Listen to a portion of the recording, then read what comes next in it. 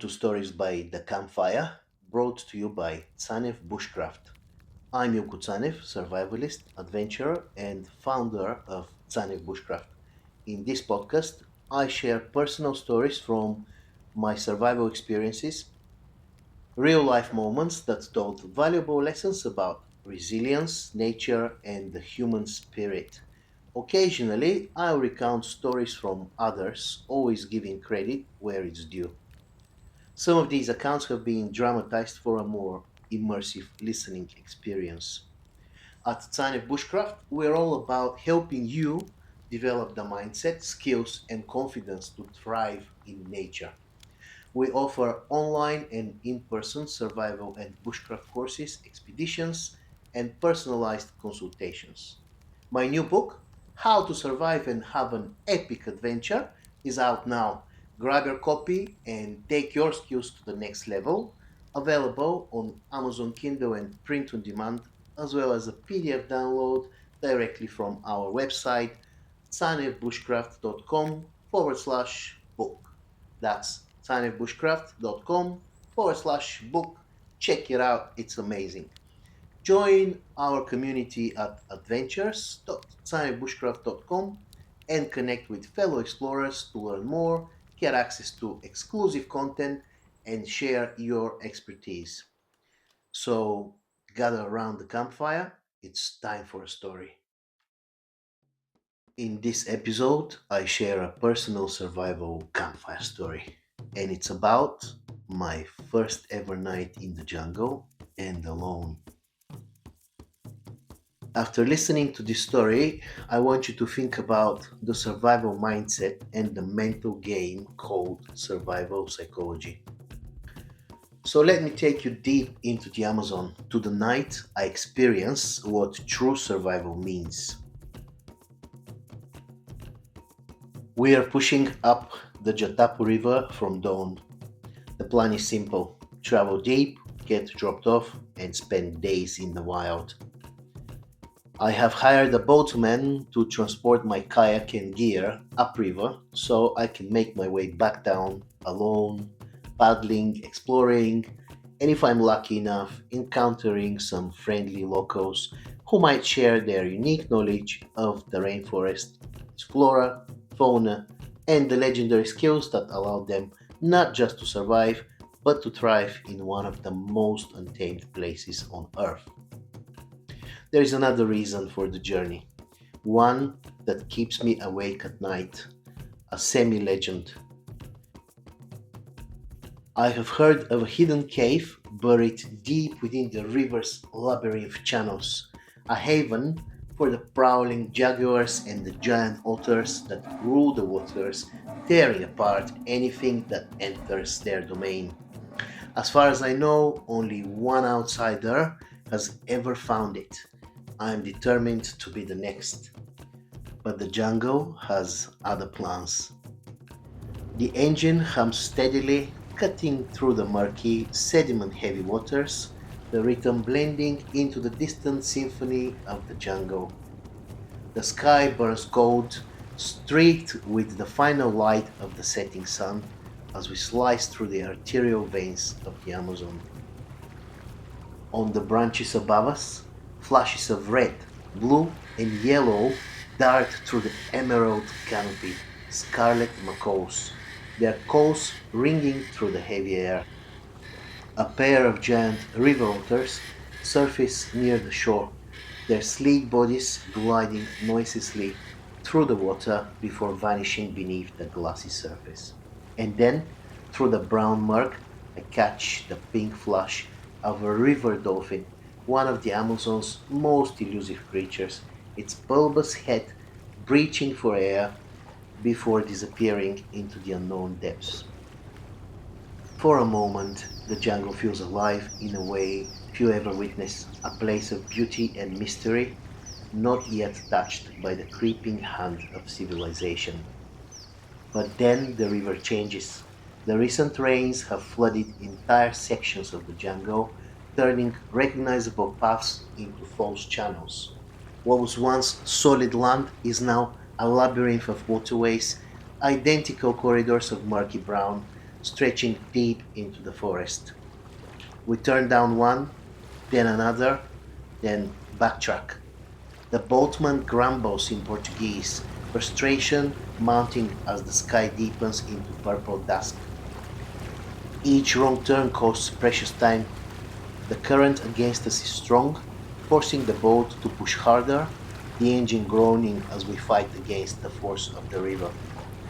The sun dips below the horizon and the shadows stretch long and deep across the water, and we're still nowhere near our destination,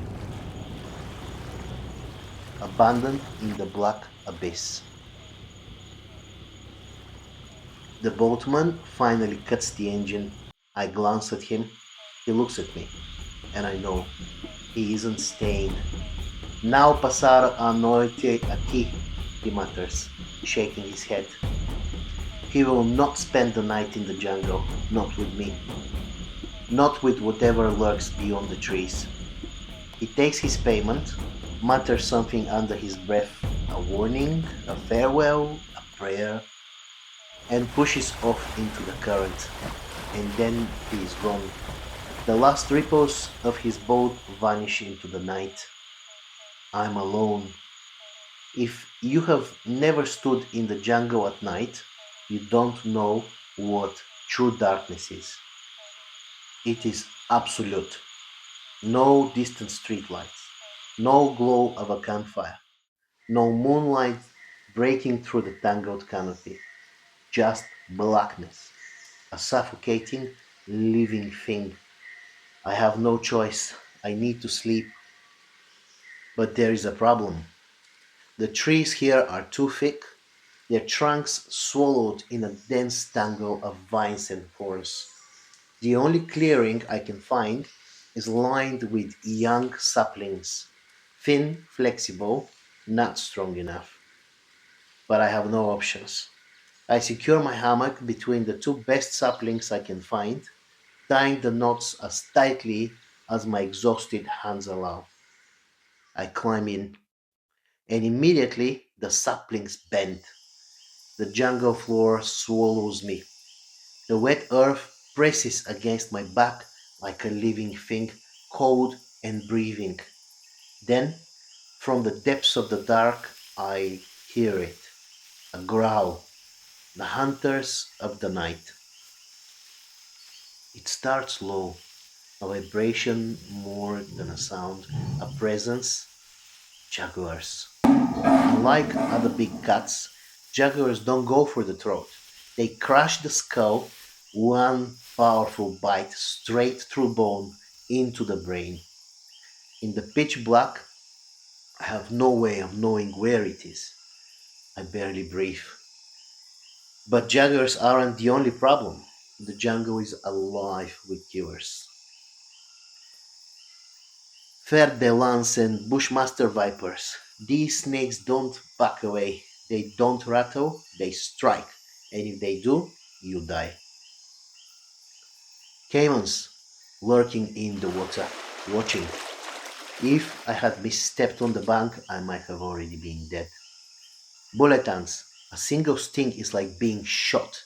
A 24-hour torture of searing electric pain. I'm lying on their floor, exposed, vulnerable. A mistake that could cost me everything. The battle inside my head. Survival isn't just a test of skill, it's a test of the mind. I force myself to think, to take control. The rule of three, the golden law of survival, flashes in my mind. 3 minutes without air, 3 hours without shelter in extreme conditions, 3 days without water, 3 weeks without food. And I have already broken one.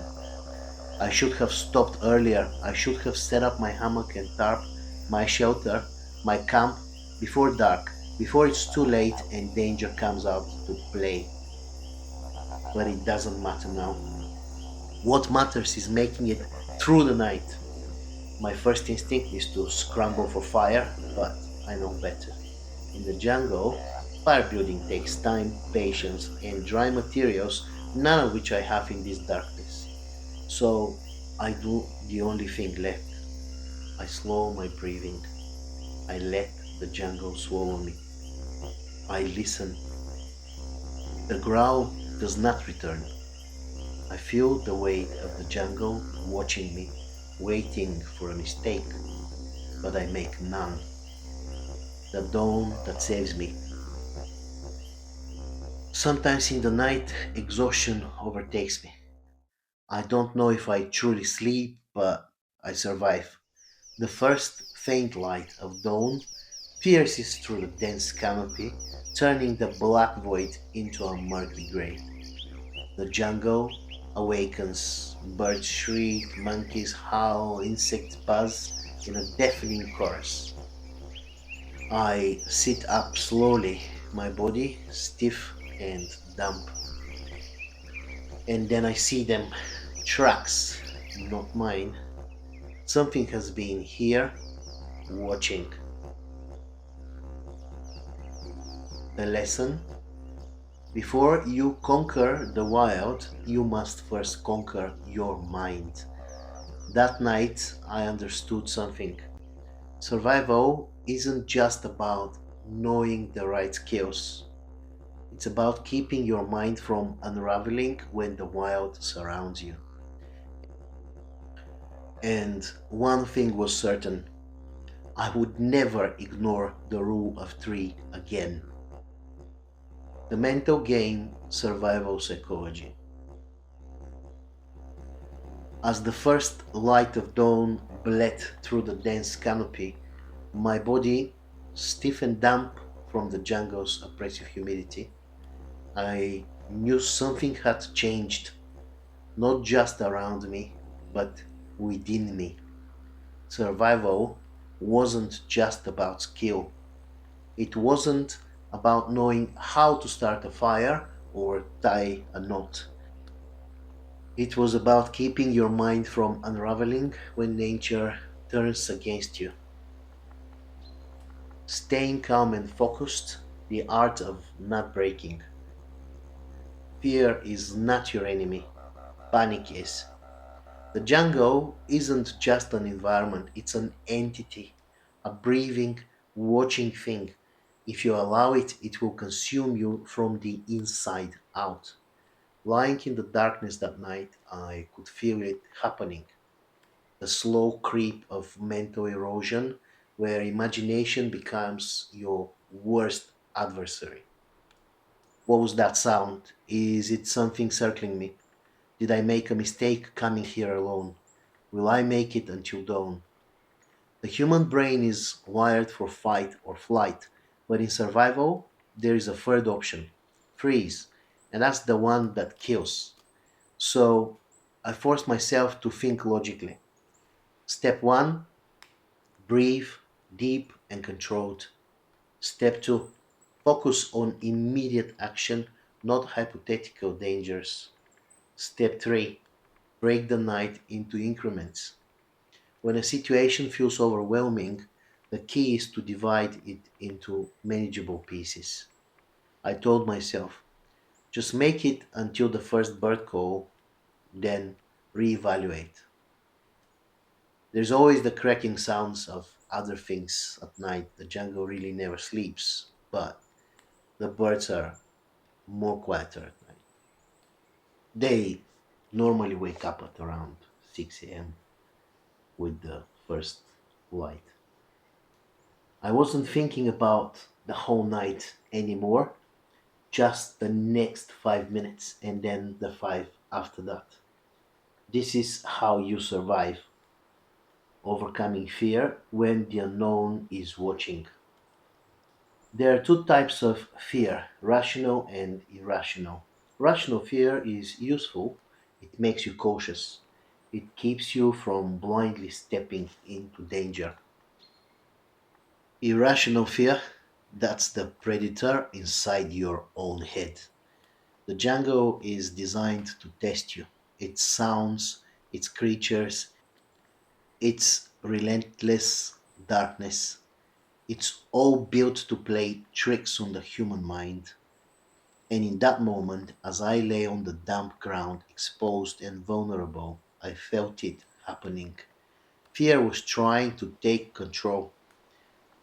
My survival depended on resisting that, so I shifted my perspective. Instead of fearing the jungle, I started observing it. I listened, not to the threats I imagined, but to the rhythms of the night. The steady drone of insects, the rustle of leaves as small creatures scurried in search for food, the frogs creaking. If something was truly stalking me, the jungle would tell me. Survival isn't about eliminating fear, that's impossible. It's about harnessing it. So, I let my fear sharpen my focus, not cloud my judgment. Mental toughness and adaptability. Survival of the most flexible. There is a common misconception that survival is about being stronger, faster, better prepared. But nature doesn't favor the strongest, it favors the most adaptable. And adaptability is mental for humans, for sure. That night, I had two choices: dwell on my mistakes. I should have made camp earlier, I should have chosen better trees, I should have found a way to start a fire. My other option, adapt to my reality. I had no fire, no secure hammock, no proper shelter, but I was alive, and that meant I still had a chance. Instead of wasting energy on what I should have done, I focused on what I could do now. First, I adjusted my priorities. Since fire wasn't an option in the darkness, my next line of defense was mental endurance. That meant slowing my breathing to keep my heart rate low, focusing on small victories. I was still dry, still uninjured, still aware, finding comfort in the discomfort. The jungle doesn't care if you're cold, tired, or scared. Complaining won't change anything. The only thing that mattered was making it until daylight. So I made peace with my circumstances instead of fighting against them. The importance of a positive mindset, the one survival tool you can't carry. You can lose your knife, you can lose your fire starter, but if you lose your will to survive, you are dead. That night, I realized something critical. The survivors aren't always the best trained. They aren't always the ones with the most experience. They're the ones who refuse to quit. Morale isn't just psychological, it's biological. When you believe you have a chance, your body releases endorphins, natural painkillers that keep you going. But when you lose hope, your body starts shutting down. There is many infamous cases of a men lost in the Arctic who were found perfectly preserved in ice. Some had food, some had shelter, some had fire. But as soon as they convinced themselves they were doomed, they lay down and never got up. Survival isn't just knowledge and skill, it's a decision. And in that jungle, in the middle of the night, surrounded by darkness and uncertainty, I made mine. I wasn't going to break, I wasn't going to quit, and I wasn't going to let fear win.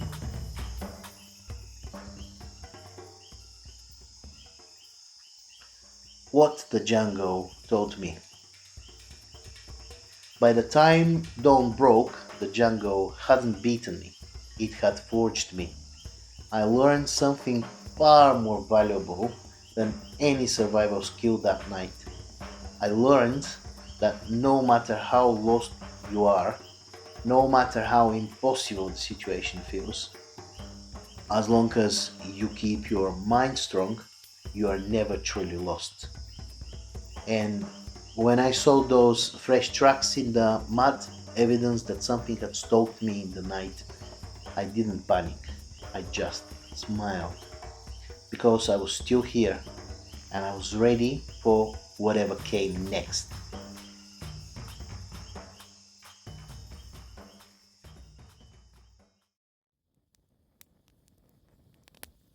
Thank you for listening to Stories by the Campfire. I'm Tsanev, and I hope today's tale sparked your sense of adventure and curiosity. Don't forget to join our community at adventures.tsanevbushcraft.com for exclusive content, discounts on online and in person survival courses, expeditions, and more. Grab my book now, How to Survive and Have an Epic Adventure, and explore practical skills alongside powerful stories. Available to purchase on Amazon and directly on our website. Stay connected, stay prepared, and until next time, keep the fire burning.